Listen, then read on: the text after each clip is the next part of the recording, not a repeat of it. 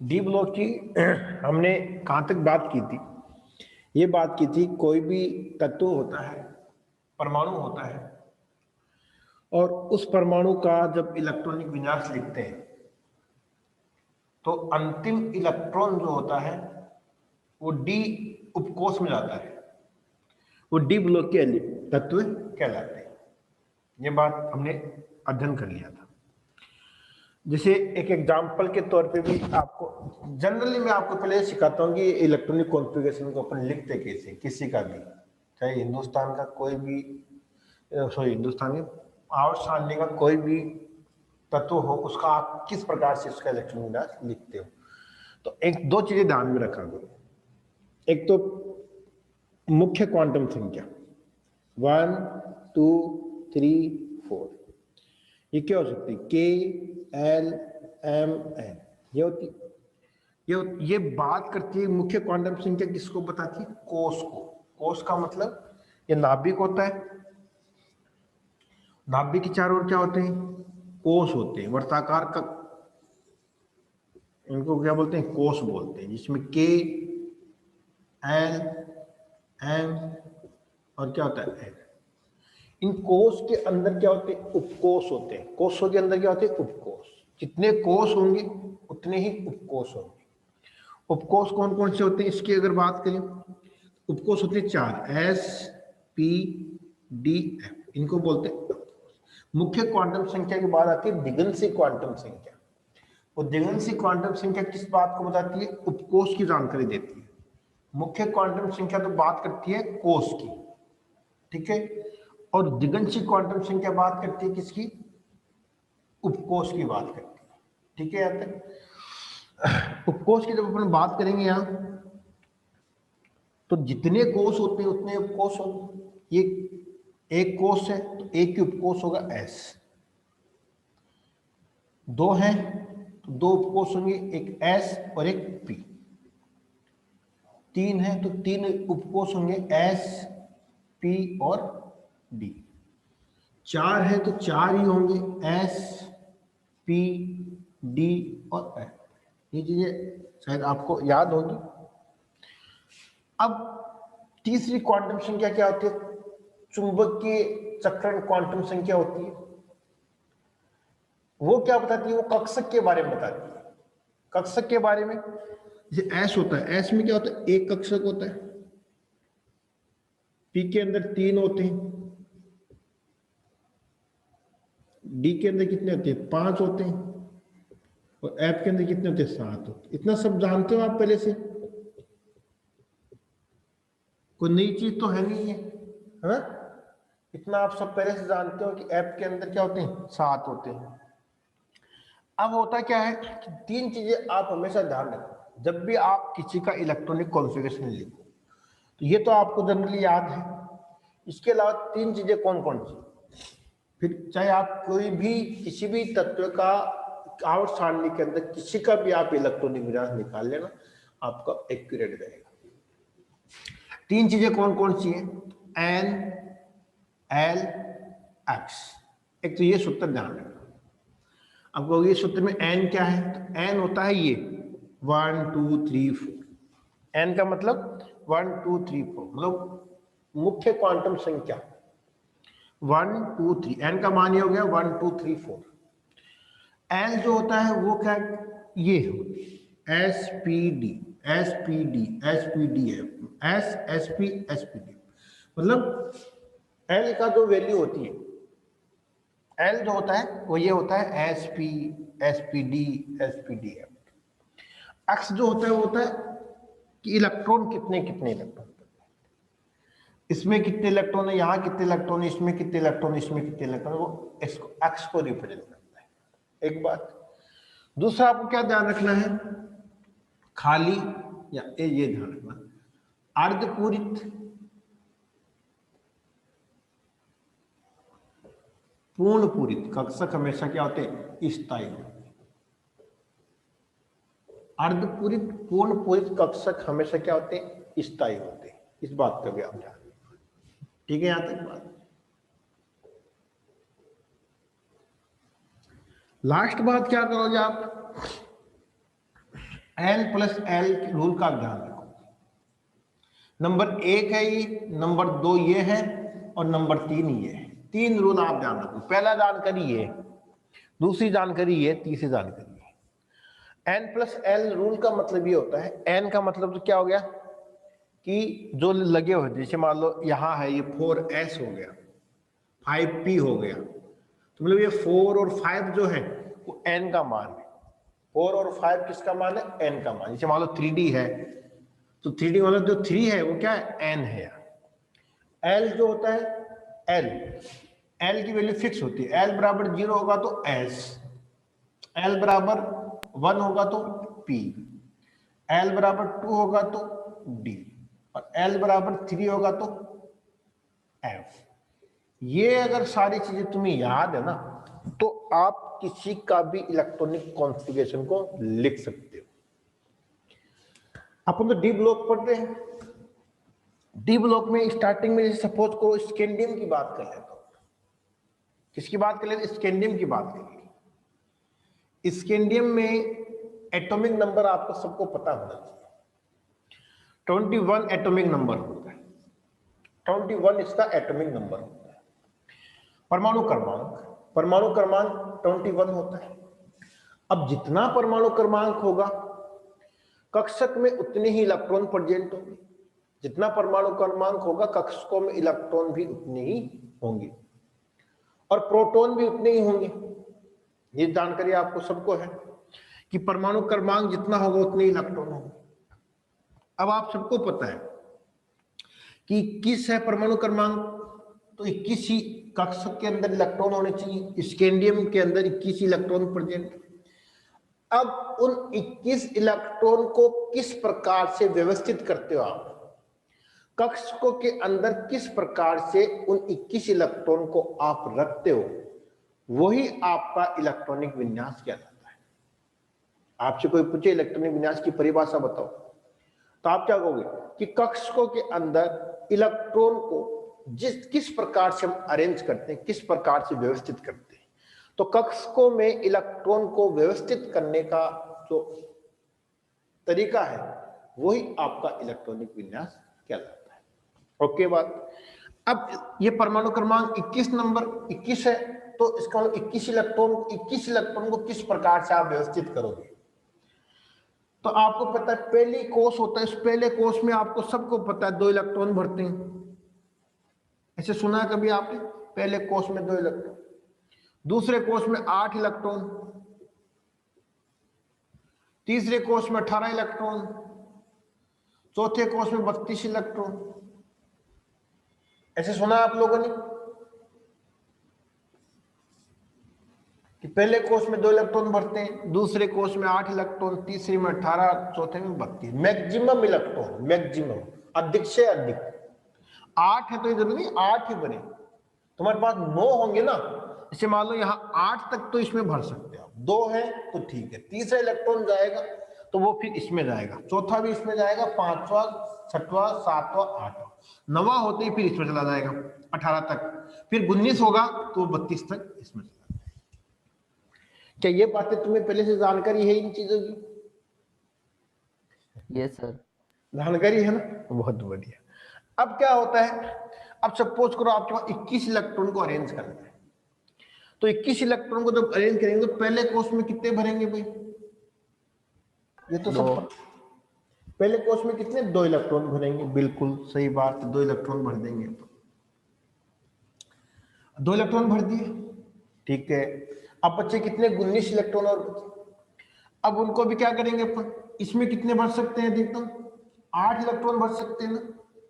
8 electron भर दिए, ठीक है, 10। अब हमें 11 इलेक्ट्रॉन और भरने, तो इसमें कितने भर सकते हैं? देखते हैं, 18 भर सकते हैं ना। तो 18 भर सकते हैं, तो इसमें कितने भरेंगे अपन? 11। भाई अपने पास 11 ही बच्चे, तो 18 तक भर सकते हैं अपन, नहीं भर सकते? 1 से लेके 18 तक इसमें भर सकते हैं, तो 11 इलेक्ट्रॉन हमने भर दिए, बचे हुए इलेक्ट्रॉन इसमें भर। अब इसको किस प्रकार से अरेंज करोगे? देखो 8 इलेक्ट्रॉन है, तो इसमें एक तो क्या है? S है और एक P है। तो S में कितने इलेक्ट्रॉन भरेंगे अपन? 2। Yes sir. एच में एक ही तो कक्षक होते हैं, पी के अंदर 3 कक्षक होते हैं, तो अधिकतम कितने भरे जाते हैं, एक कक्षक में कितने इलेक्ट्रॉन भरे जाते हैं?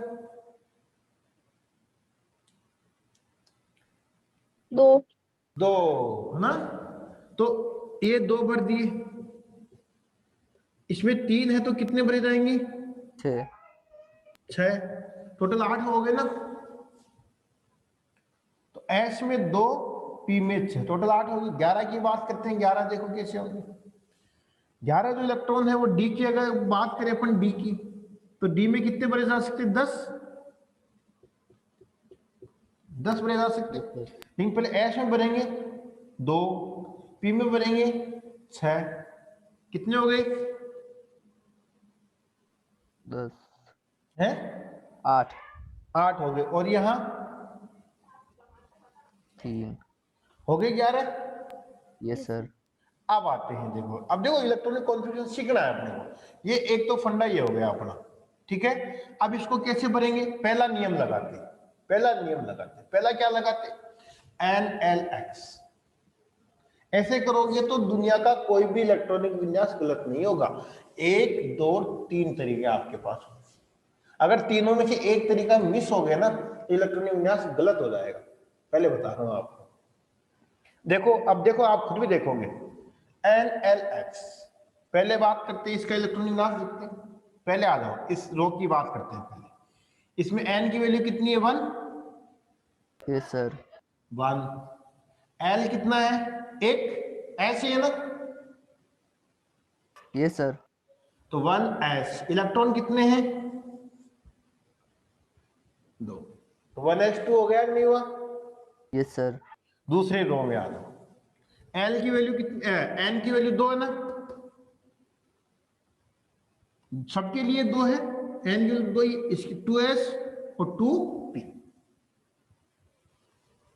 इलेक्ट्रॉन कितने? s में 2 है, p में 6। अब आओ आप किसमें? तीसरी रो के अंदर आओ। तीसरे में सबके लिए 3s 3p 3d, 3s 3p और 3d। आगे आगे देखो, इसमें इलेक्ट्रॉन कितने? 2, इसमें 6 और इसमें 3। 3d के बाद आप कौन सा आता है? 4s भी आता है ना। Yes sir. अब आ जाओ, पहला नियम आपने लागू कर दिया, ठीक है। दूसरे रूल पे आते हैं, क्या सही है कि नहीं है? N और L की वैल्यू चेक करेंगे। इलेक्ट्रॉन पहले उसमें भरेंगे जिसमें N और L का मान सबसे कम होगा। N और L का मान जिसमें कम होगा, इलेक्ट्रॉन पहले उसमें भरा जाएगा। इतनी बात समझते हो सब, कि N और L का मान जिसका कम होगा उसमें पहले इलेक्ट्रॉन भरा जाएगा। अब आते हैं, देखो यहां तक तो सब आप चेक कर लेना चाहिए। 3d और 4s की बात करता हूं मैं, तो 3d और 4s, इसमें n की वैल्यू कितनी है? 3। l की वैल्यू कितनी है d के लिए? 2। तो कितना हो गया? 5। 4s की बात करेंगे, 4s में क्या होता है? n की वैल्यू 4, ये तो n की वैल्यू होगी। l की वैल्यू कितनी है s के लिए? 0। तो कितनी हो गई? 4। तो सबसे कम वैल्यू किसकी है? n और l का योग सबसे कम किसका है? 4s का है ना। Yes sir. तो इस p के बाद इलेक्ट्रॉन कहां जाएंगे? 3 इलेक्ट्रॉन, दो इसमें जाएंगे। p के बाद इलेक्ट्रॉन 4s में जाएगा, और बचा क्या? एक इलेक्ट्रॉन बचा, वो यहां जाएगा। तो इसका मतलब 2 इलेक्ट्रॉन इसमें जाएंगे और 1 इलेक्ट्रॉन यहां आएगा। इसका कौन सा रूल लगाया? ये लगाया तो इलेक्ट्रॉन विन्यास गलत निकला ना आपका। फिर ये लगाया, अब इलेक्ट्रॉन विन्यास आपका सही मैच कर रहा है। फिर अर्धपूरित और पूर्ण पूरित कक्षक की बात करेंगे, तो डी में 1 इलेक्ट्रॉन है, तो ये तो न तो अर्धपूरित है न पूर्ण पूरित है, तो ये नियम इसमें यहां लागू नहीं होते। ये अब देखो, अंतिम इलेक्ट्रॉन कहां आ रहा है? डी के अंदर आ रहा है। तो अंतिम इलेक्ट्रॉन डी में आ रहा है, तो इसका मतलब क्या हो रहा है? ये डी ब्लॉक का तत्व है। Okay, okay sir. आई बात समझ में? अब आप किसी का भी इलेक्ट्रॉन विन्यास निकाल सकते हो। आप अगर मेरे टेस्ट लेना चाहते हो तो आप मुझे कोई ऐसा एटम दे दो जिसका मैं इलेक्ट्रॉनिक विन्यास बता सकता हूं। मैं आप कोई भी ऐसा एलिमेंट आप मुझे दे सकते हो जिसका अगर एक और एग्जांपल सीखना तो है। लेंथेनॉइड किसका? सर, लेंथेनॉइड का। लेंथेनॉइड तो पढ़ेंगे ना अभी। अभी तो ये डी ब्लॉक चल रहा है, एफ ब्लॉक में आएंगे बेटा वो। अभी डी ब्लॉक की बात हुई, डी सीरीज की बात हुई, एफ की तो अपन एफ में बात करेंगे। मैग्नीज का। क्रोमियम का सर। किसका? क्रोमियम।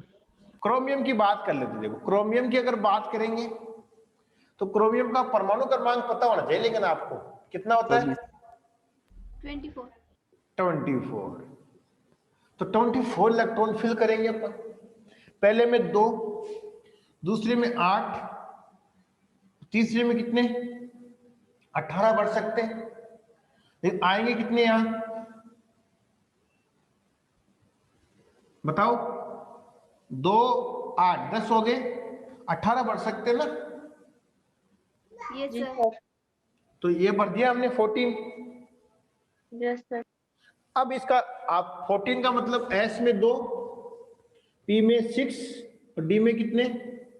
6। अपने तो इस हिसाब चलेंगे, अपने को जल्दबाजी एस में जाएगा तो देखेंगे, फिर बाद की बात है एस में। अब देखो यहां तक कितने भर दिया आप लोगों ने? कितने इलेक्ट्रॉन कॉन्फ़िगरेशन हो गया? 10 तो यहां तक भर दिए। 8, 18। देखो एस में 2, पी में ये और डी के अंदर 6। यहां तक बात क्लियर आपके? ये रूल पहला लागू हो गया। Yes sir. अब अपन दूसरे रूल पे आते हैं, चेक करते हैं n प्लस एल सही है क्या। तो 3d और 4s में 4s की वैल्यू कम होती है, अभी मैंने बताया क्यों, ये अब देखो आपके सामने। तो यहां से p से सीधा 2 इलेक्ट्रॉन कहां जाएंगे? s में जाएंगे, d में नहीं जाएंगे, पहले s में जाएंगे। अब बचे कितने तुम्हारे पास इलेक्ट्रॉन? 4। 4 बचे ना? Yes sir. अब आओ इस तीसरे रूल पे आओ, अर्धपूरित पूर्णपूरित कक्षक की बात करेंगे। अब जो डी ब्लॉक के जो तत्व होते हैं उनको संक्रमण तत्व भी बोलते हैं। संक्रमण तत्व क्यों बोलते हैं? क्योंकि इलेक्ट्रॉन निम्न ऊर्जा स्तर से उच्च ऊर्जा स्तर में चला जाता है, क्योंकि परिवर्तनशील संयोजकता प्रदर्शित करते हैं, जिनकी अपन सारी स्टडी करेंगे। जो जो चीजें बोल रहा हूं उनके अपन अध्ययन भी करेंगे। डी ब्लॉक के तत्वों को संक्रमण तत्व बोला जाता है। संक्रमण तत्व क्यों बोलते हैं? क्योंकि डी ब्लॉक के अंदर क्या होता है कि एक निम्न ऊर्जा स्तर से इलेक्ट्रॉन कहां जाता है? उच्च ऊर्जा स्तर में जाता है। निम्न ऊर्जा स्तर से इलेक्ट्रॉन उच्च ऊर्जा स्तर में चला जाता है। किस कंडीशन में? अगर वो स्थायी होना चाहता है, अगर वो स्थायी होना चाहता है तो निम्न ऊर्जा स्तर से उच्च ऊर्जा स्तर में इलेक्ट्रॉन जा सकता है। तो देखो यहाँ ये लिख लिया। अब सपोज करो ये निम्न जो ऊर्जा स्तर है, क्योंकि n प्लस एल का मान कम होगा तो उसकी ऊर्जा कम होगी, n प्लस एल का मान ज्यादा होगा तो उसकी ऊर्जा ज्यादा होगी। ये निम्न ऊर्जा है, ये उच्च ऊर्जा का है। तो निम्न ऊर्जा से जब उच्च ऊर्जा में जा सकता है इलेक्ट्रॉन, किस कंडीशन में? अगर वो स्थायी है, अगर वो स्थायी है, अगर तू स्थायी होना चाहता है तो ठीक है, मेरा एक इलेक्ट्रॉन ले ले। अगर तू स्थायी होना चाहता है तो कह ला दे दे, मैं स्थायी हो जाऊं। तो चेक कर लेते हैं, यहां तक तो बिल्कुल सेम आएगा, वो कब हुई। अब एक इलेक्ट्रॉन s से जब d में आता है तो ये 3d5 हो जाता है और ये 4s1 हो जाता है। जब 3d5 हो गया तो जो d के अंदर कितने कक्षक है? 5 ही तो है। टोटल इलेक्ट्रॉन कितने भरे जा सकते हैं? 10 इलेक्ट्रॉन अगर टोटल भरे जाएंगे तो पूर्ण पूरित हो जाएगा, मतलब पूरा का पूरा भर जाएगा। आधा कब भरेगा? जब उसमें क्या होंगे? 5 इलेक्ट्रॉन होंगे, तभी तो आधा भरेगा वो। Yes sir. Yes sir. तो डी के अंदर 5 इलेक्ट्रॉन, इसने इसको इलेक्ट्रॉन दे दिया, मतलब इसने निम्न ऊर्जा स्तर से उच्च ऊर्जा स्तर में क्या कर लिया? संक्रमण कर लिया इलेक्ट्रॉन का, ट्रांजिशन कर लिया इलेक्ट्रॉन। तो जब इलेक्ट्रॉन का ट्रांजिशन इसमें कर दिया, एक इलेक्ट्रॉन यहां भेज दिया इसने, तो D5 हो गए ना। अब D5 अर्धपूरित है और अर्धपूरित कक्षक हमेशा स्थायी होता है।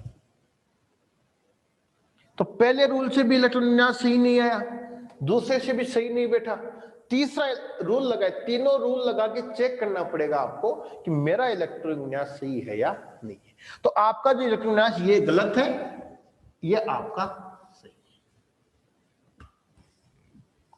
Okay okay. तो इस प्रकार से आप दुनिया के इस आवर्त सारणी के जितने भी तत्व हैं सबको इन 3 नियम लगा के ही सोल्व कर सकते हो। अगर इन तीनों में तीनों नियम लगा के आप चेक नहीं करोगे तो आपका कोई भी इलेक्ट्रॉन विन्यास सही नहीं। रटाफिकेशन तो एक अलग बात है, लेकिन अगर इसके अलावा कोई एक एग्जाम्पल और दे दे, जैसे उसका इन तीनों रूल्स के आप पालन करोगे तो ही आपको रटने की आवश्यकता नहीं, आपको चीजों को समझने की आवश्यकता है। ठीक है, हम जैसे बताते हैं वैसे वैसे आप लिखोगे तो ही आपका उत्तर सही आएगा, नहीं आएगा, कभी नहीं। रटाफिकेशन से कुछ नहीं होगा। तो ये आप मुझे कोई भी तत्व दे सकते हो, आप एस ब्लॉक का, पी ब्लॉक का, डी ब्लॉक का, कोई भी आप मुझे दे सकते हो, चाहे एफ ब्लॉक का हो। तो एफ ब्लॉक का तो मैं इसलिए नहीं बता क्योंकि मुझे आगे बताना पड़ेगा इतनी, तो अपन वहां डिस्कस करें। तो एस, पी या डी का कोई भी इलेक्ट्रॉनिक विन्यास किसी भी तत्व का, कोई भी तत्व हो, उसका इलेक्ट्रॉनिक विन्यास इसी तरीके से होगा। सब तीनों रूल्स क्या होंगे, फॉलो करने पड़ेंगे। स्थायित्व भी देखना पड़ेगा कि इलेक्ट्रॉन इधर भेजने से स्थायित्व होगा नहीं। तो समझ के चले आगे। इलेक्ट्रॉनिक विन्यास क्लियर, सारी चीजें। अब कोई दिक्कत नहीं आएगी इलेक्ट्रॉनिक विन्यास के अंदर आपको? हाँ सर। चलो, तो अब बात करते हैं डी ब्लॉक की। ठीक है, अपन डिस्कशन कर लेते हैं डी ब्लॉक का। तो डी ब्लॉक में भी मैंने आपको क्या बताया था कि अंतिम इलेक्ट्रॉन डी के अंदर जाता है। स्कैंडियम का एग्जांपल लेके मैंने आपको दिखा दिया, क्रोमियम का एग्जांपल लेके भी दिखा दिया कि अंतिम इलेक्ट्रॉन डी के अंदर जा रहा है। तो मतलब एस के बाद में कहां जा रहा है इलेक्ट्रॉन, डी के अंदर जा। तो स्कैंडियम और क्रोमियम ये डी ब्लॉक के तत्व कहलाते हैं। ठीक है, यहां तक बात। अब इसको मैं रब करता हूं, स्क्रीनशॉट ले लो अगर लेना चाहते हो तो।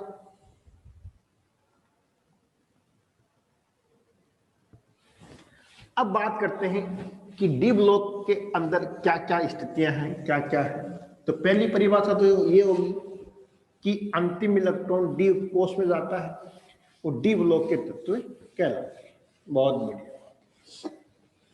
दूसरी बात क्या होती है कि जो डी ब्लॉक के जो तत्व होते हैं उनको अपन जनरली क्या बोलते हैं, संक्रमण तत्व भी बोला जाता है।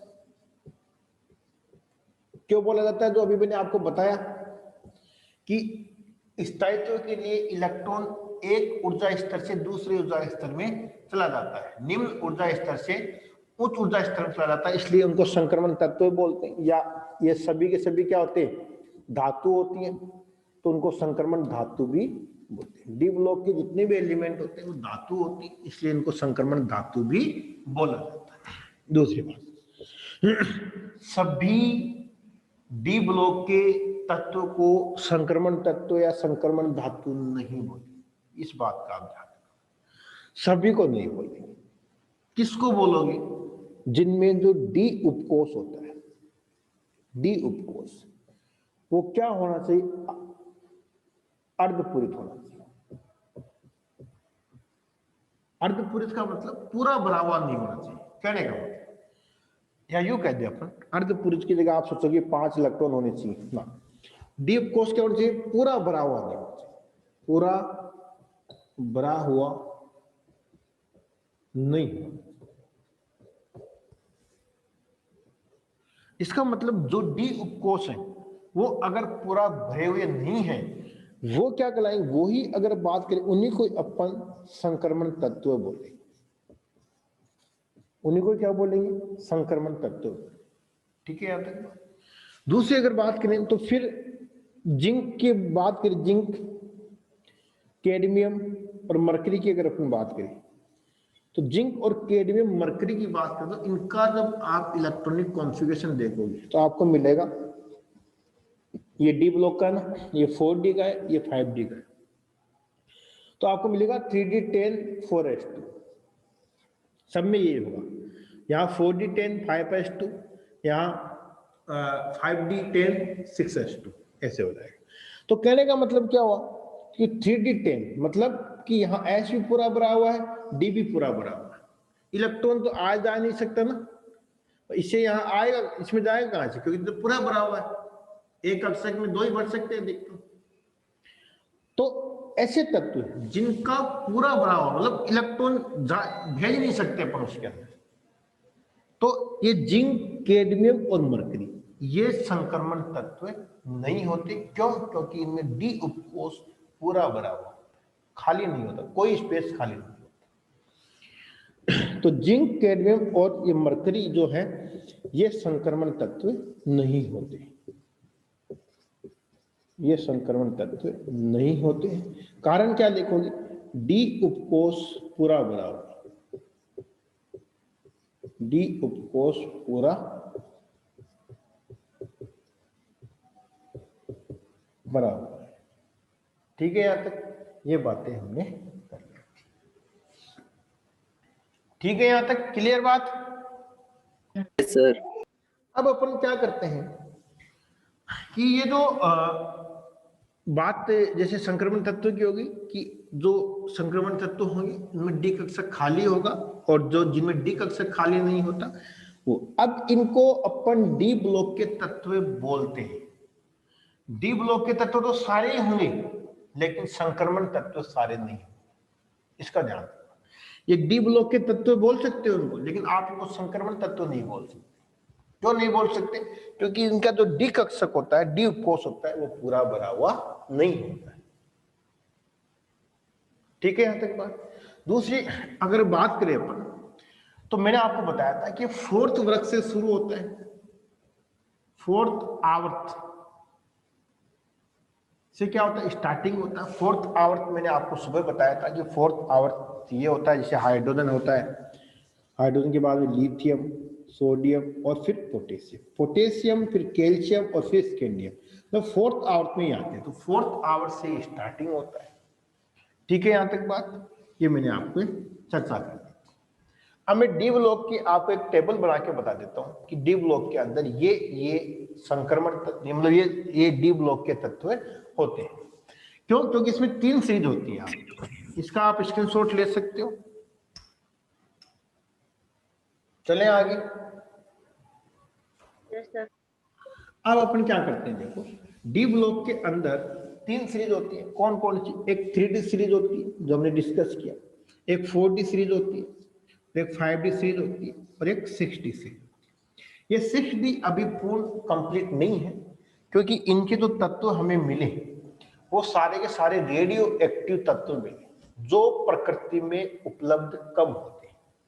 इनके बारे में पूर्ण जानकारी नहीं है। रेडियो एक्टिव तत्व होते हैं इनमें जो मिले, यूरेनियम वगैरह जो कहाँ लेते हैं, बम ब्लास्ट वगैरह में काम में लेते हैं, आपको पता है सब।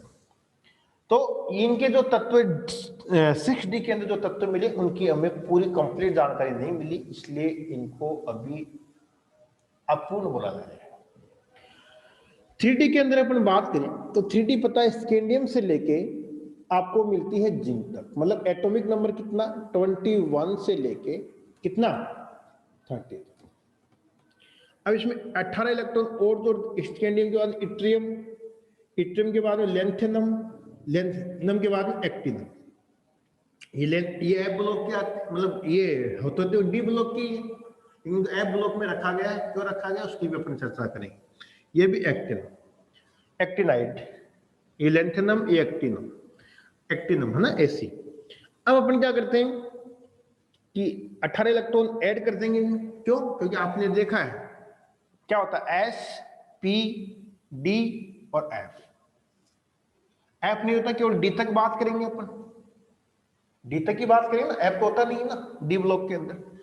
तो एस में कितने 2 इलेक्ट्रॉन, पी में कितने 6 इलेक्ट्रॉन, डी में कितने 10 इलेक्ट्रॉन भर सकते हैं, देखता हूं। तो टोटल कितने हो गए 18 हो गए ना। तो 21 में 18 ऐड करोगे तो कितना आएगा परमाणु क्रमांक याद रखने की जरूरत नहीं, 21 है, इसका कितना जाएगा 18 ऐड करेंगे तो कितना आ जाएगा 39, तो इसका एटॉमिक नंबर कितना हो गया 39। ठीक है यहां तक। और 39 से अगर अपन बात करें तो इसमें 18 ऐड करेंगे तो कितना आ जाएगा। इट्रियम से अगर बात करें किसमें, अभी बताया मैंने आपको कैडमियम, जिंक के बाद में कैडमियम, तो 39 से कितना आ जाएगा 48 एटॉमिक नंबर।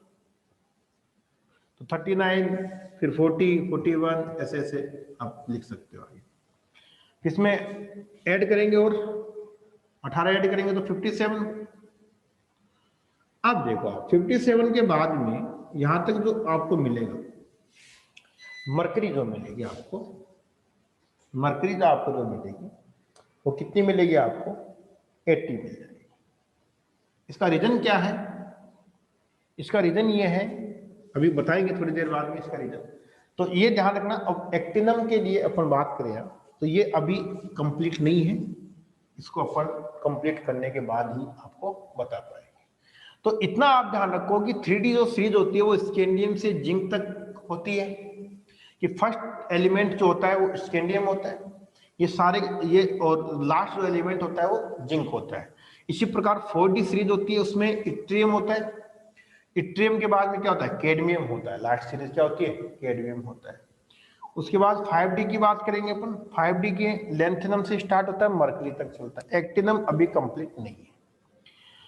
एटॉमिक नंबर मैंने आपको बता दी, इसका 80 क्यों है उसकी भी अपन डिस्कशन करेंगे। अब देखो जनरल अपन क्या करते हैं कि इनको अगर वो लिखना चाहिए, जैसे ये कौन से उसका है फोर्थ आवर्त का है, फोर्थ फिफ्थ सिक्स और सेवन, इसे ये आवर्त होता है ना, फोर्थ आवर्त से स्टार्ट होता है, 5 6 और 7 आवर्त तक ये खत्म हो जाता है। अब अपन क्या करते हैं, देखो इनके अगर टेबल पूरी बनाना चाहिए तो स्कैंडियम के बीच बीच में कौन से एलिमेंट होते हैं पूरी टेबल बना के मैं आपको दिखा देता हूं। ठीक है, तो मैं मेरे तरीके से बनाता हूं। पहले तो 3D सीरीज के अंदर कौन कौन आते हैं, स्कैंडियम, इट्रियम और लेंथेनम और एक्टिनम। ठीक है, टाइटेनियम, और टाइटेनियम की अगर बात करें तो जर्कोनियम आता है और हैफनियम। ठीक है, यहाँ तक बात। फिर इसके अंदर वेनेडियम की बात करें, vanadium, chromium, manganese, iron, cobalt, nickel, copper और जिंक। जिंक में क्या होता है कैडमियम होता है और मरकरी। कॉपर में क्या होता है चांदी होता है, सोना होता है, प्लेटिनम होता है, पैलेडियम होता है। ये होता है ना शायद, मेरे हिसाब से ये होना चाहिए, सॉरी पैलेडियम और पैलेडियम। ठीक है, कोबाल्ट में रोडियम और इरिडियम, रुथेनियम और ऑस्मियम, टेक्नीशियम और रेनियम। ठीक है, और मोलिब्डेनम और टंगस्टन, वेनेडियम, नायोबियम और टेंटेल। ठीक है, और एक्टिनम है वो अभी ऐसे रखेंगे। ये होते हैं 3D सीरीज के अंदर एलिमेंट। ठीक है, ये 4D के होते हैं और ये 5D। इनका एटॉमिक नंबर आपको 21 से स्टार्ट होता है 30 तक, तो 2 3 4 5 6 7 8 9। इसमें 57 सॉरी 39 40 50 इस प्रकार से लेके 48 तक हो जाएगी। यहाँ जो है 57 और ये 80 होता है। इसका रीजन क्या है देखो, इसका ये है कि ये जो 57 इसका जो एटॉमिक नंबर होगा वो 72 होगा। अब देखो 57 से 72 तो बीच में कहाँ हो गए भाई, बीच में कहाँ गए वो 58 59 60, तो वो कहाँ गए, वो कहीं नहीं गए। उनको इस आवर्त सारणी में जगह नहीं दी गई, उनको अलग से लिखा गया। इनके बीच में जो तत्व आएंगे 14 एलिमेंट 14 एलिमेंट होते हैं, 14 तत्व होते हैं। तो 14 जो तत्व होते हैं वो इनके बीच में एफ ब्लॉक के होते हैं। किसके होते हैं, एफ ब्लॉक के 14 तत्व आपको इसके बीच में एफ ब्लॉक की मिलेगी। वो कहां से कहां तक स्टार्ट होंगे, 58 से लेके 71। यहाँ जो बीच में लिखा गया है वो 58 से 71 तक जो एलिमेंट यहाँ रखेंगे उनको आवर्त सारणी से पृथक रखा गया है। क्यों? क्योंकि एफ ब्लॉक के तत्व आते हैं। तो 14 देख लो आप, 14 इसमें ऐड कर दो आप वहां से, ठीक है।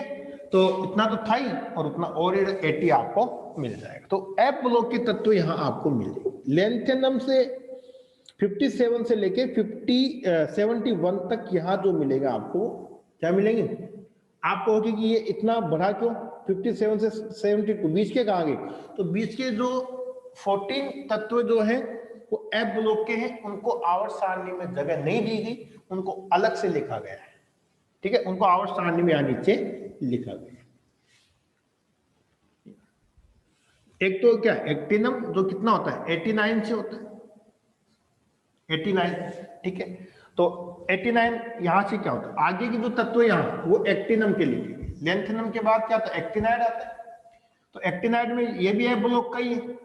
तो इसमें क्या होता है 90 मतलब थोरियम से लेके और लोरेंसियम तक Li 103 तक, 90 से लेके 103 तक एक्टिनाइड होते हैं। 90 से लेके 103 तक के परमाणु क्रमांक वाले तत्व एक्टिनाइड होते हैं।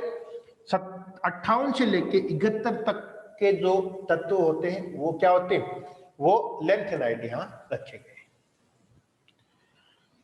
और आपको मैंने बताया कि ये जो है जिंक, कैडमियम और मरकरी, इनका इलेक्ट्रॉनिक कॉन्फ़िगरेशन, अगर बात को जिंक की बात करता हूँ मैं, ओनली फॉर जिंक की बात करता हूँ 3D सीरीज में, तो 3D10 होता है और 4s2 होता है। इस सब में ये होता है, सबके अंदर D10 पूरा होता है। इसमें भी क्या होता है D10 होता है, इसमें भी D10 होता है। तो ये 3D है तो ये 4D, ये 5D 10, तो इसका मतलब कंप्लीट पूरा भरा हुआ होता है डी कक्षा। इसमें इलेक्ट्रॉन नहीं तो जा सकते, ठीक है। तो इलेक्ट्रॉन जब नहीं जाएंगे तो इसका मतलब ये संक्रमण तत्व नहीं होता है, ठीक है। तो ये जिंक, कैडमियम और मरकरी इसमें संक्रमण तत्व नहीं होते। ये आपकी टेबल आपको मुबारक हो, ये मैंने आपको यहां बताया।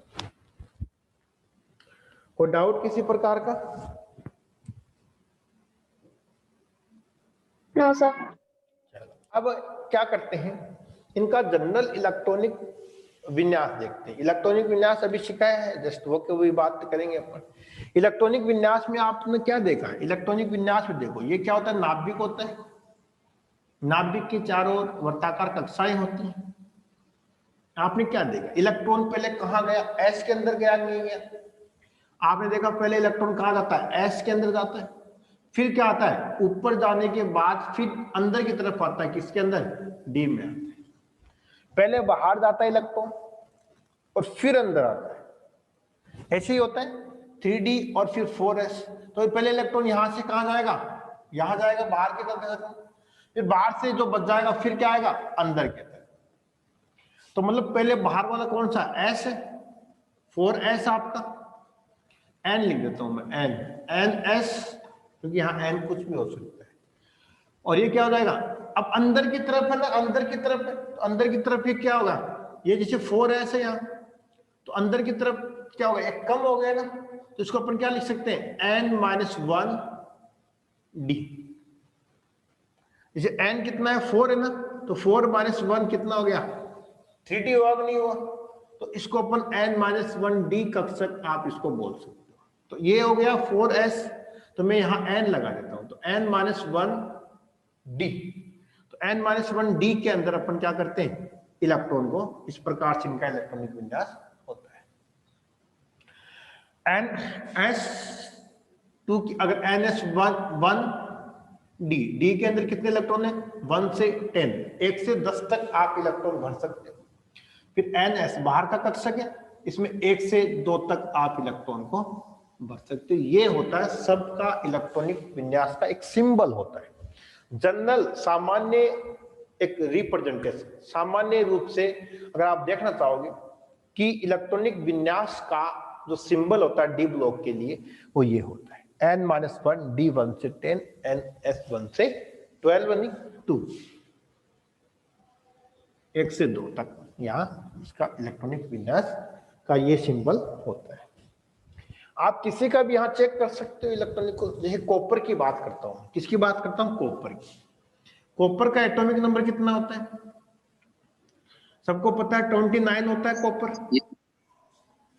देखो 21 है, 2 3 4 5 6 7 8 9, तो 29 हो गया इसका इलेक्ट्रॉनिक विन्यास। अब 29 इलेक्ट्रॉनिक विन्यास हो गया, तो आपको पता है कि जैसे जनरल इलेक्ट्रॉनिक कॉन्फ़िगरेशन आप लिखोगे, अब आपको पता चल गया कि 3D 4S तक सिंपल काम है कि 4S 3D 4S 3D D block के अंदर ये हो, इसमें सब में ये होगा 3D 4S, मतलब अगर ये है तो ये 4D 5S 4D 5S, ये है तो 6D 5S 6D मतलब सॉरी 5D 6S, इस प्रकार से हो गया। 3D की बात कर रहा हूं मैं, क्यों, किसकी बात करें, 3D की बात करें। तो 3D में आप तो पता चल गया ना, सारा इलेक्ट्रॉनिक विन्यास नहीं लिख के 18 तक तो अपन कैसे दिखा सकते।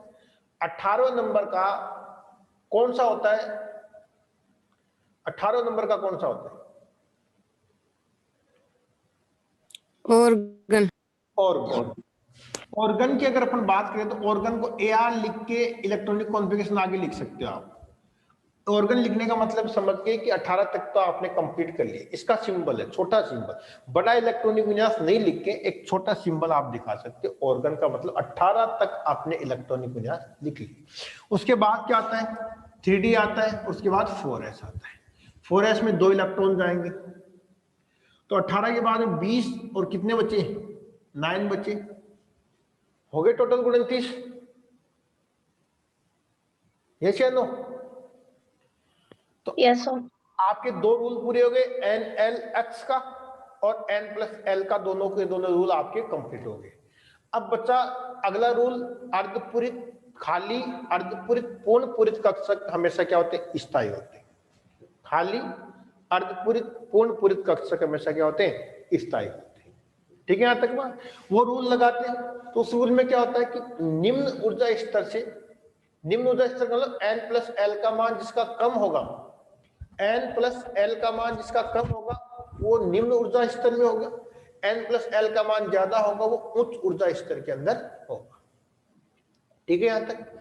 अब क्या होगा, यहाँ जैसे मान लो इलेक्ट्रॉन निम्न ऊर्जा स्तर से उच्च ऊर्जा स्तर में भेज रहे हैं यहां से, तो मुझे बताओ ऑर्गन तो ये यहां तक हो गया। अब ये क्या बन जाएगा, एक इलेक्ट्रॉन जब S से इसमें चला जाएगा तो 3D10 और 4S1 होगा नहीं होगा? Yes sir. 3D10 होते क्या हो गए, पूरा भर गया, और पूरा भरा हुआ कक्षक क्या होते हैं, स्थायी होता है। तो अपने स्थायित्व के लिए अर्धपूरित पूर्ण पूरित कक्षक अपने स्थायी के लिए इलेक्ट्रॉन का क्या करते हैं, संक्रमण करते हैं, निम्न ऊर्जा स्तर से उच्च ऊर्जा स्तर में करते हैं। तो आपने जो इलेक्ट्रॉनिक विन्यास लिखा, ये इलेक्ट्रॉनिक विन्यास मान्य नहीं है, ये इलेक्ट्रॉनिक विन्यास आपका मान्य होगा। ठीक है यहां तक बात? Yes sir. तो ये जनरल आपकी जानकारी थी डी ब्लॉक एलिमेंट्स के, डी ब्लॉक तत्वों के बारे में इनकी जानकारी थी। Okay, okay sir. इसमें कोई डाउट किसी प्रकार का? No sir. अब आपने देखा होगा, आपने इनके प्रॉपर्टी की अगर अपन बात करें, इनके लक्षणों की बात करें, तो आप सबने देखा होगा हेबर विधि का नाम सुना कभी आप? हेबर विधि का नाम सुना आपने? जिसमें नाइट्रोजन हाइड्रोजन रिएक्शन अभिक्रिया करके अमोनिया बनाते हैं। मैंने 5 नंबर के चैप्टर में बताया था आपको, सममांगी उत्प्रेरक, विषमांगी उत्प्रेरक, हाँ या ना? Yes, sir. तो Yes, sir. हेबर विधि में क्या होता है, नाइट्रोजन हाइड्रोजन क्रिया करके अमोनिया बनाते हैं। उसमें कौन सा उत्प्रेरक लेते हैं भाई, आप बताओ, कौन सा उत्प्रेरक उसमें काम में लेंगे? आपने लिया था वहां एक आयरन, फिर एक उत्प्रेरक वर्धक भी था मोलिब्डेनम, याद नहीं? विराट कोहली अनुष्का की कहानी सुनाई थी उस दिन। Yes sir. Yes, sir. वो तो कम से कम याद रखते हैं। नाइट्रोजन और हाइड्रोजन से अमोनिया बना रहे थे अपन, तो आयरन ले रहे थे। ये आयरन क्या है, आयरन डी ब्लॉक का है कि नहीं है? डी ब्लॉक का ही तो है। Yes, sir. मतलब डी ब्लॉक के जो संक्रमण तत्व है ये संक्रमण तत्व ही है, क्योंकि इसमें डी कक्षक पूरा भरा हुआ नहीं है। तो संक्रमण तत्वों को क्या उत्प्रेरक के रूप में काम में नहीं लेते क्या? Yes, sir. लेते हैं। लेते हैं ना। तो इसका गुण क्या हो गया कि इनको उत्प्रेरक के रूप में काम में लेते हैं। पहला गुण क्या हो गया? उत्प्रेरक के गुण। आपको पता है वनस्पति तेल से वनस्पति घी बनाने के लिए उत्प्रेरक कौन सा काम में लेते हैं?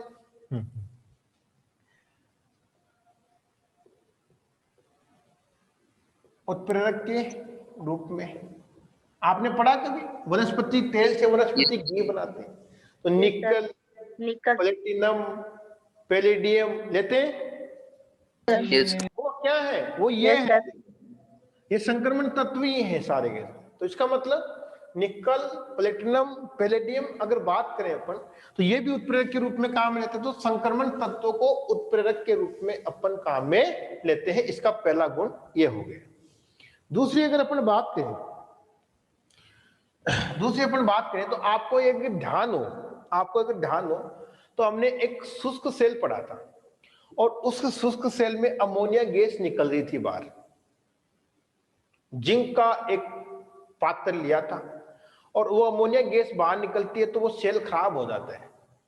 तो उसके लिए देखो आपको मैंने ऐसे बताया था कि जिंक जो है वो अमोनिया के साथ वहां की रिएक्शन कर लेता है और इस प्रकार से एक कंपाउंड बना लेता है। शुष्क सेल की बात है, थोड़ा बहुत याद हो तो इलेक्ट्रोकेमिस्ट्री विद्युत रसायन। Yes, sir. तो ये जिंक क्या है? ये जो कॉम्प्लेक्स बन रहा है इनको बोलते हैं संकुल यौगिक। क्या बोलते हैं इनको? संकुल यौगिक बोला जाता है। ये जो चैप्टर है ना ये संकुल यौगिक वाला, ये 9th का जो चैप्टर 9वें नंबर का जो चैप्टर है उसमें अपन डिटेल से पढ़ेंगे। जितने भी संक्रमण तत्व होते हैं वो सारे संकुल यौगिक बनाते हैं और संकुल यौगिक के उसमें बहुत सारे एग्जाम्पल हैं। मैंने तो एक जनरल एग्जाम्पल बताया आपको कि संकुल यौगिक कैसे बनाते हैं। इनको बोलेंगे धातु, इनको बोलेंगे लिगेंड उसके अंदर। समझ गए मेरी बात को? तो मतलब जो ये है तो ये संक्रमण तत्व ही बनाते हैं इसे संकुल यौगिक। संक्रमण तत्व ही संकुल यौगिक का निर्माण करते हैं। तो ऐसे यौगिक जो होते हैं उनको बोलते हैं संकुल यौगिक। बड़े बड़े किट में होना चाहिए, इस प्रकार से होना चाहिए। तो ऐसे यौगिक होते हैं संकुल यौगिक। इसलिए जो संक्रमण तत्व होते हैं, दूसरा क्या है, संकुल यौगिकों के निर्माण में भी उनका उपयोग किया जाता है। संकुल यौगिकों के निर्माण,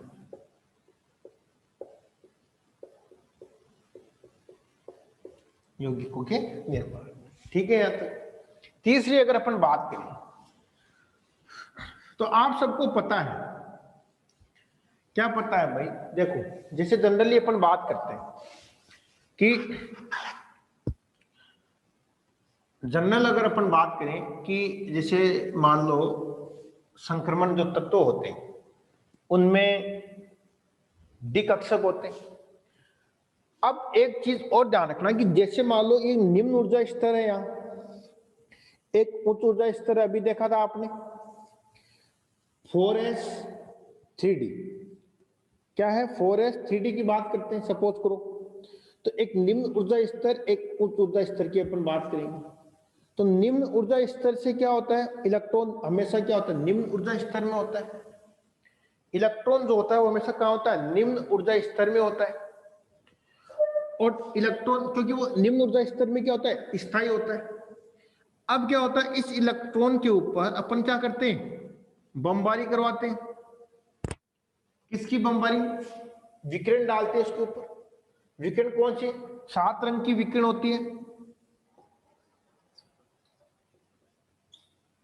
7 रंग की कौन सी? बैंगनी, आसमानी, नीला, हरा, पीला, ऑरेंज और लाल। ये 7 रंग की विकिरण इसके ऊपर डालते हैं अपन। डालेंगे तो जिस विकिरण का ये क्या करे? इनमें से किसी एक रंग का अवशोषण कर लेगा, बाकी रंग को क्या कर देगा? रिफ्लेक्ट कर देगा। ठीक है। तो जिस रंग का अवशोषण कर लिया उस रंग को क्या करेगा? उस रंग से एनर्जी प्राप्त होगी और ये डालेंगे तो क्या होगा? ये रंग का अवशोषण करके उच्च ऊर्जा स्तर चला जाता है। इनमें से किसी एक रंग का अवशोषण कर लेगा, अब किसी का भी कर सकता है। बाकी के रंग क्या होंगे? बाहर निकल जाएंगे। जैसे यहाँ एक पर्दा लगा दिया, जिंक सल्फाइड का लेप करके एक पर्दा लगा दिया और सारे के सारे रंग इस पर्दे के ऊपर चले जाएंगे, तो इस पर्दे के ऊपर जो कलर दिखाई देंगे उनका तो इसने क्या अवशोषण नहीं किया, जो कलर नहीं दिखाई देगा इसका मतलब वो खाग है।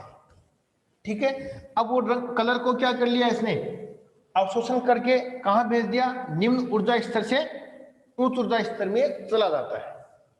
लेकिन यहां जो इलेक्ट्रॉन का रुकने का जो समय है, क्योंकि यहाँ स्थितिज ऊर्जा क्या होती है इसकी बहुत ज्यादा होती है, स्थितिज ऊर्जा बहुत ज्यादा होती है, तो इलेक्ट्रॉन के रुकने का जो समय है यहाँ वो होता है बहुत ही कम होता है, 10⁻⁸ सेकेंड होता है, इतना सेकेंड होता है, 10⁻⁸ सेकेंड ही ये रुक पाता है यहाँ। उसके बाद क्या होता है, इलेक्ट्रॉन जो होता है वो वापस स्थायी होने के लिए निम्न ऊर्जा स्तर में वापस आना चाहता है।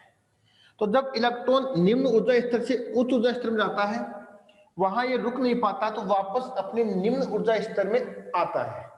जब ये निम्न ऊर्जा स्तर में वापस आता है तो कुछ विकिरणों का क्या करता है, उत्सर्जन करता है, कुछ विकिरणों का क्या करता है, उत्सर्जन करता है, और वो विकिरणें क्या होगी, हमारी आंखों के अंदर जाती है और हमें फिर क्या होता है, वो कलर दिखाई देता है। हमें इसका जिस रंग का इसने अवशोषण किया उसका पूरक कलर आपको दिखाई देगा। तो मतलब कलर कैसे दिखता है किसी भी चीज का, किसी भी चीज का जो कलर दिखता है वो इलेक्ट्रॉन के संक्रमण से दिखता है। अगर इलेक्ट्रॉनों का संक्रमण हो रहा है तो आपको वो चीज कलर दिखाई देगी, अगर इलेक्ट्रॉनों का संक्रमण नहीं हो रहा है तो वो आपको रंगहीन दिखाई देगी। रंगीन कब दिखाई देगी आपको कोई चीज, जब इलेक्ट्रॉनों का संक्रमण हो रहा है।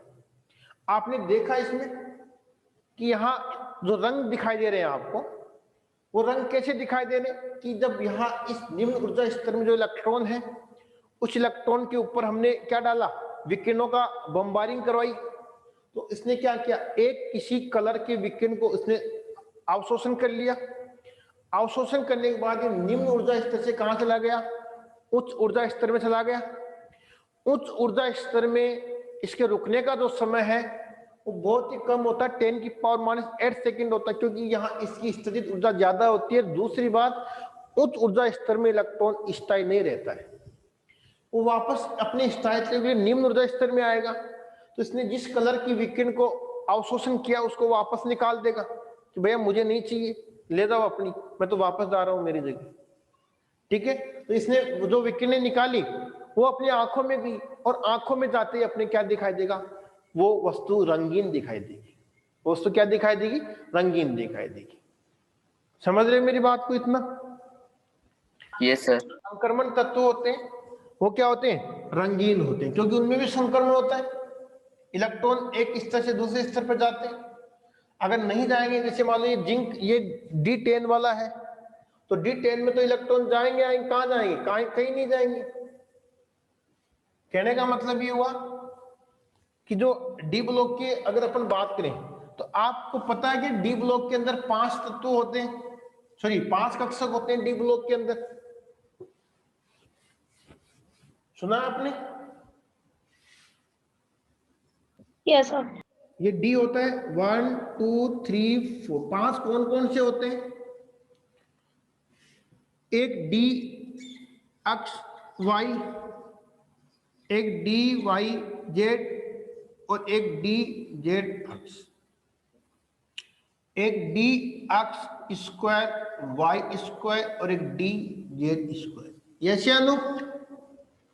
Yes sir. Yes sir.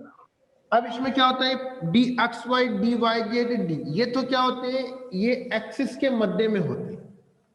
कोई भी एक्सिस होती है एक्स वाई, जिसे आप ये देखते हो, आप 3 एक्सिस देखते हो आप, ये एक्स एक्सिस, ये वाई एक्सिस, ये जेड एक्सिस, ऐसा ही होता है ना।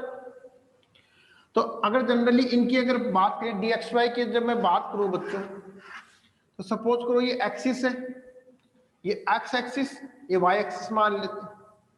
यहाँ क्या होता है, इनके बीच में इस प्रकार की इनकी शेप होती है, डबल डंबलाकार।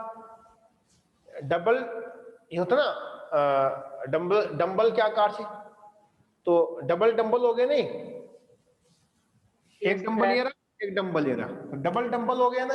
पी की अगर बात करें तो पी में क्या होता है, डंबलाकार होता है। तो ये तो आकृति आप सब जानते हो, तो ये डबल डबलाकार हो गया ना, तो ये अक्ष है, ये वाई है, तो इसको बोलते हैं डी अक्ष वाई। दूसरी एक्सिस अपन बढ़ाएंगे यहाँ, ये सपोज करो ये है वाई एक्सिस है, ये जेड एक्सिस है, तो क्या होगा इस प्रकार से यहां पर, तो डी वाई जेड आप इसको बोल सकते हो। और ये अक्ष है, ये जेड है, तो आप इसको कैसे बोल सकते हो, डी जेड एक्स भी बोल सकते हैं, अक्ष जेड कुछ भी आप इसको बोल सकते हो। तो ये तीन जो है ये एक्सिस के बीच में है ना, देखो इस एक्स वाई के बीच में नहीं है, इधर भी देखो, इधर भी वाई तो है ही, ये जेड है, ये भी बीच में, नीचे जेड है, ये भी बीच में, सब ये प्लस है तो ये माइनस हो जाएगा, ये प्लस है तो ये माइनस जेड हो जाएगा, ऐसा ही होता है ना। Yes, sir. तो ये एक्सिस के बीच में है तीनों के तीनों, तीनों के तीनों डी कक्षक क्या है, एक एक्सिस के मध्य में स्थित है, बिल्कुल राइट बात। इन दोनों की बात करेंगे, D X square minus Y square, ये एक्स है, ये भी एक्स है, ये वाई है, ये प्लस है तो ये माइनस है, ऐसा ही होता है। तो इसको अपन कैसे दिखाएंगे, देखो यहां इसके एक्सिस के ऊपर तभी तो होगा, ये एक्स प्लस ये वाई, ये एक्स माइनस, तो एक्स स्क्वायर, ये वाई, ये वाई, तो इसका मतलब ये एक्सिस एक्सिस के ऊपर स्थित है, ये क्या है एक्सिस के ऊपर स्थित है, ये क्या है बीच में स्थित है, तो ऐसे बोलते हैं अपन इसको D X square minus Y square. और एक होता है डी जेड स्क्वायर आपके यहाँ, वो आपको पता है बीच में एक पहली सी होती है इस प्रकार से, तो ये पूरा क्या है जेड है ना पूरा, तो डी जेड स्क्वायर इस प्रकार, ये सारी, तो ये दोनों तो क्या है एक्सिस के ऊपर है, ये एक्सिस के बीच में है, तो इन तीन की ऊर्जा समान होगी, इन तीन की ऊर्जा अलग होगी। ये तीनों एक्सिस के मध्य में जो स्थित है डी कक्षक, उन डी कक्षकों की ऊर्जा इन तीनों एक्सिस के मध्य में है, तो इन तीनों की तो ऊर्जा क्या होगी समान होगी। ये दोनों एक्सिस के ऊपर है तो इनकी ऊर्जा क्या होगी समान होगी, मतलब इनकी तीनों की और इनकी कभी ऊर्जा मैच नहीं करेगी, इनकी ऊर्जा अलग होगी, इनकी ऊर्जा अलग होगी, लेकिन इन तीनों की समान होगी, इन दोनों की समान होगी डी कक्षक के अंदर। तो ऐसा क्यों होता है, क्योंकि जो डी कक्षक होते हैं, यहां जो डी कक्षक की अगर बात करेंगे अपन, तो इन डी कक्षक में क्या होगा विपाटन होता है।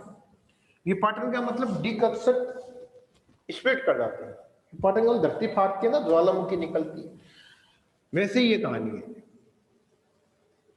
1 2 3 4 1 2 3 4 5 ये हो गया। इन 5 जो कक्षक होते हैं, इन 5 कक्षक का क्या होता है फाड़, मतलब जैसे जमीन धरती फटती है ना, वैसे इनका ये डी कक्षक अलग अलग हो जाते हैं।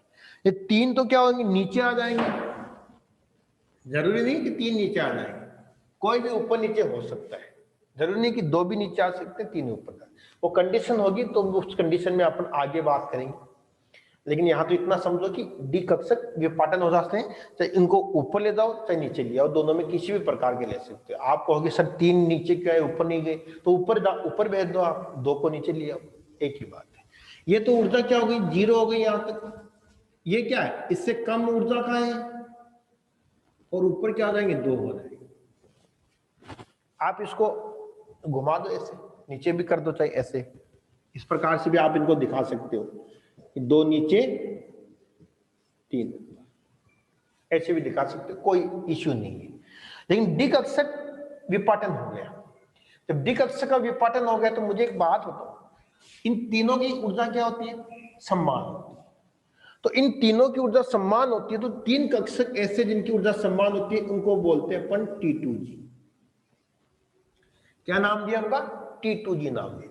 जब तीन कक्षक हैं ये एक्सिस के बीच में, तो इनकी ऊर्जा तीनों की समान होती है, इसलिए इनका क्या नाम दिया हमने T2G इनका नाम दिया। याद रखना आगे काम आएगा ये, इसलिए मैं यहाँ इसका समय इसलिए थोड़ा खराब कर रहा हूँ कि आगे जब मैं बताऊं तो वहां आपको डाउट नहीं है, वहां मैं पूछता जाऊं आप बताते जाओ, तो इसको जरूर याद रखना। मैं पूछूंगा जस्ट ये चैप्टर जैसे समाप्ति की ओर जाएगा ना, जैसे 8 और 9th दोनों चैप्टर रिलेटेड है, मैंने पहले कहा था ये बात कि 8 पढ़ाऊंगा तो ही 9th वाला समझ में आएगा, ठीक है, नहीं आएगा। तो ये दोनों टूट गए, तो 3 होते हैं उनकी T2G बोलेंगे, 2 होंगे जिनकी ऊर्जा समान है उनको अपन नाम देंगे EG।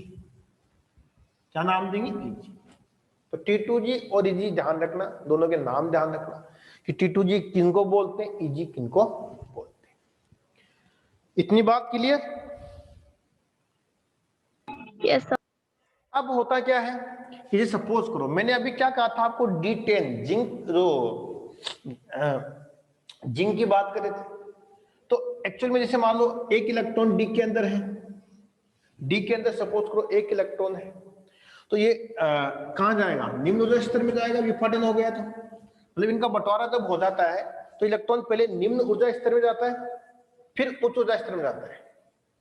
तो इसमें जैसे ये निम्न ऊर्जा, ये इलेक्ट्रॉन पहले निम्न ऊर्जा स्तर में चला गया, तो निम्न ऊर्जा स्तर जो इलेक्ट्रॉन होता है उसके ऊपर अपन क्या कराते हैं? बारिश करवाते हैं, विकिरणों की अपने क्या कराते हैं? बमबारिंग करवाते हैं, बारिश करवाते हैं। जिससे क्या होता है, ये किसी एक कलर को अवशोषण कर लेगा और किसी एक कलर का अवशोषण करने के बाद क्या होगा, ये ऊपर चला जाएगा। ऊपर रुकने का समय बहुत कम होता है, तो वापस क्या होगा, नीचे आएगा, तो कुछ विकिरणों का क्या करेगा, उत्सर्जन करता जाएगा। दो विकिरणें हमारी आंखों में आएगी और आंखों में आएगी तो इसका मतलब हमें वो चीज रंगीन दिखाई देगी। ये होता है संक्रमण तत्वों का रंग कैसे होता है, वो इस कारण से अपने को दिखाई देता है कि T2G से इलेक्ट्रॉन EG में जाए या EG से इलेक्ट्रॉन T2G में जाए, फिर वापस आए, वापस अपने निम्न स्तर में आए, तो कुछ विकिरणों का क्या करता है, उत्सर्जन करता है, और विकिरणों के उत्सर्जन से हमें वो रंगीन दिखाई देता है। Okay sir. अगर सपोज करो 10 के 10 इलेक्ट्रॉन भर देता मैं, 1 2 3 4 5 6 7 8 9 10, तो क्या 10 के 10 इलेक्ट्रॉन भर दिए, अब क्या यहाँ से इलेक्ट्रॉन यहाँ जा सकता है क्या? No sir. तो No, sir. ये कभी भी रंग नहीं दिखाएंगे, ये हमेशा ऐसे के ऐसे सारे के सारे यौगिक रंगहीन होते हैं। सर ऐसे योगी का उदाहरण, क्या कह रहे हो? ऐसे योगी का उदाहरण। जिंक है ना, जिंक, जिंक +2 रंगहीन होता है, क्यों? समझ रहे हो? Okay sir. जिंक +2 रंगहीन होता है, क्यों? तो कारण क्या बताओगे? जिंक के अंदर डी कक्षक पूरा भरा होता है, इलेक्ट्रॉन का संक्रमण नहीं हो पाता, इसलिए जिंक +2 आयन क्या है, रंगहीन होता है। Okay okay sir. Okay sir. अब इसमें क्या देखा आपने, ये रंगीन क्यों होते हैं वो बता दिया, उत्प्रेरक गुण क्या होते हैं वो बता दिया, एक से अधिक ऑक्सीकरण अवस्था दर्शाते हैं। तो ऑक्सीकरण अवस्था भी पढ़ेंगे अपन कि एक से अधिक ऑक्सीकरण अवस्था का मतलब ये +1 भी दिखाते हैं, +2 भी दिखाते हैं, +3 भी दिखाते हैं, +4 भी दिखाते हैं। मतलब जो संक्रमण तत्व होते हैं, संक्रमण तत्व, वो संक्रमण तत्व जो होते हैं वो परिवर्तनशील संयोजकता प्रदर्शित करते हैं, परिवर्तनशील संयोजकता प्रदर्शित करते हैं। ठीक है, परिवर्तनशील संयोजकता का मतलब कि एक ऑक्सीकरण अवस्था फिक्स नहीं होती, ये 2 इलेक्ट्रॉन भी दे सकते हैं, देखो यहाँ से 2 इलेक्ट्रॉन भी जा सकते हैं, मतलब 3 भी जा सकते हैं, 4 भी जा सकते हैं। तो इलेक्ट्रॉन धातु है भाई, धातु कितने भी इलेक्ट्रॉन दे सकती है, तो जितने इलेक्ट्रॉन देगा उतनी उसकी ऑक्सीकरण अवस्था होगी। तो ये परिवर्तनशील संयोजकता प्रदर्शित करते हैं। जो संयोजकता ऑक्सीकरण अंक की अगर बात करेंगे अभी, तो परिवर्तनशील संयोजकता का मतलब ऑक्सीकरण अंक, तो परिवर्तनशील ऑक्सीकरण अंक प्रदर्शित करते हैं। जो ऑक्सीकरण अंक में जस्ट अगला जो टॉपिक है ऑक्सीकरण अंक का ही है, उसमें अपन इसको डिटेल से पढ़ते हैं। Okay sir. दूसरा, आपने ठोस अवस्था के अंदर देखा होगा, ठोस अवस्था में देखा होगा निबिड़ संकुलन देखा होगा आपने, निबिड़ संकुलन पढ़ा है? Yes sir. उस निबिड़ संकुलन में आपने ये देखा होगा कि एक धातु होती है, उसमें जो अवयवी कण होते हैं बहुत पास पास होते हैं, नहीं होते क्या? Yes sir. और इतने पास पास होते हैं कि उसके बावजूद भी इनमें कुछ थोड़ा थोड़ा जगह बच जाती है ना। देखो ये निबिड़ संकुलन है, जितना हो सके उतना भर चुके हम लड्डू, ये डिब्बा है लड्डुओं का, और उसमें अपने क्या किया, जितने लड्डू हो सके भर दिए, लेकिन उसके बाद भी कुछ थोड़ा थोड़ा स्थान बच गया ना, ये देखो। Yes sir. तो इनको बोलते हैं अपन अंतरकाशी स्थान। क्या बोलते हैं इनको? अंतरकाशी स्थान इनको बोला जाता है। इनके अंदर क्या भर सकते हैं, इतना छोटा छोटा स्पेस, तो छोटे छोटे एटम भर सकते हैं ना इसके अंदर, Yes, sir. तो छोटे छोटे एटम भर दिए जाते हैं। तो इसका मतलब छोटे छोटे एटम जैसे हाइड्रोजन, कार्बन, नाइट्रोजन, है ना, फॉस्फोरस, इस प्रकार के छोटे, फ्लोरीन, तो इस प्रकार के छोटे छोटे एटम इसके अंदर अपन भर सकते हैं। तो छोटे छोटे एटम भरने से जो अब फिर इसके बाद जो यौगिक बनेगा, उन यौगिक को अपन बोलते हैं अंतरकाशी यौगिक बोलते हैं। जैसे सपोज करो ये किसका है, टाइटेनियम का है। टाइटेनियम एक संक्रमण तत्व है, ये संकुल यौगिक किसका, टाइटेनियम का है। इसमें मैंने कार्बन डाल दिया, क्या डाल दिया, कार्बन, तो टाइटेनियम कार्बाइड बना कि नहीं बना भाई, इसके अंदर मिक्स कर दिया ना हमने, एक धातु के साथ दूसरी धातु को मिक्स कर दिया, सॉरी इस धातु के साथ क्या मिक्स कर दिया, कार्बन को मिक्स कर दिया मैंने, तो इसका मतलब टाइटेनियम कार्बाइड बन गया। तो टाइटेनियम कार्बन ये क्या है, अंतरकाशी यौगिक है। तो समझ गए अंतरकाशी यौगिक क्या होते हैं, कि निबिड़ संकुलन में जो स्पेस बच जाता है, रिक्त स्थान बच जाता है, उनको अंतरकाशी यौगिक बोलते हैं। उनके अंदर छोटा छोटा स्पेस बचता है, उन छोटे छोटे में छोटे छोटे परमाणु ऐड कर दें, फिट कर दें उसके अंदर, तो जो यौगिक बनेगा उनको बोलते हैं अंतरकाशी यौगिक बोलते हैं। Okay okay sir. ये मिश्र धातु बनाते हैं। मिश्र धातु का मतलब कॉपर और जिंक की अगर बात करें तो कॉपर और जिंक क्या बनाता है, पीतल बनाता है कि नहीं बनाता, सुना कभी नाम, कॉपर और जिंक मिलकर पीतल बनाते हैं, पीतल Yes, के sir. बर्तन होते हैं। कॉपर और टिन की बात करें तो कांसे के बर्तन नहीं होते, कांसा।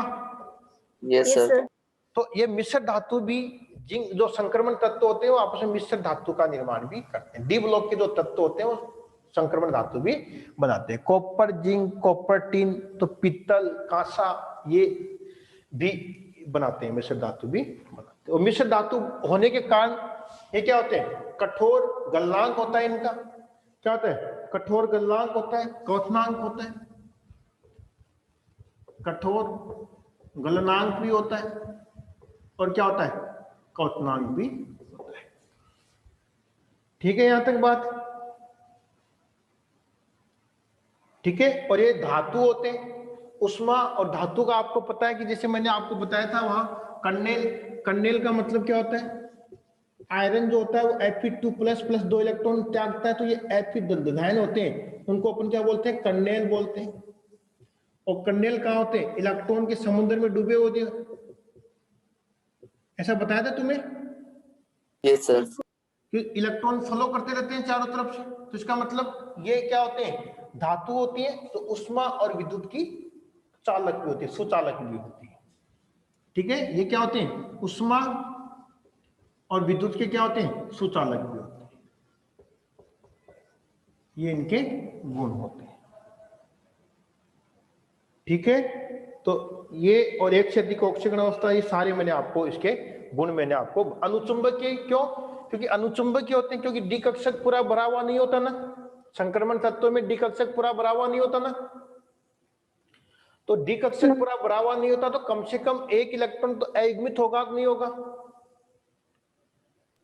Yes sir. अगर एक भी अयुग्मित इलेक्ट्रॉन हो कक्षक के अंदर, एक भी अयुग्मित इलेक्ट्रॉन हो, ज्यादा हो तो अलग बात है, एक भी अयुग्मित इलेक्ट्रॉन अगर कक्षक में उपस्थित है तो वो क्या कहलाते हैं, अनुचुंबकीय होते हैं। क्या होते हैं, अनुचुंबकीय कहलाते हैं। ठीक है, यहां तक बात। तो चलो आज यहीं तक पढ़ाते हैं अपन, फिर अपन कल आगे इनके गुणों की और बातें करेंगे। Okay okay sir. तो आज की क्लास को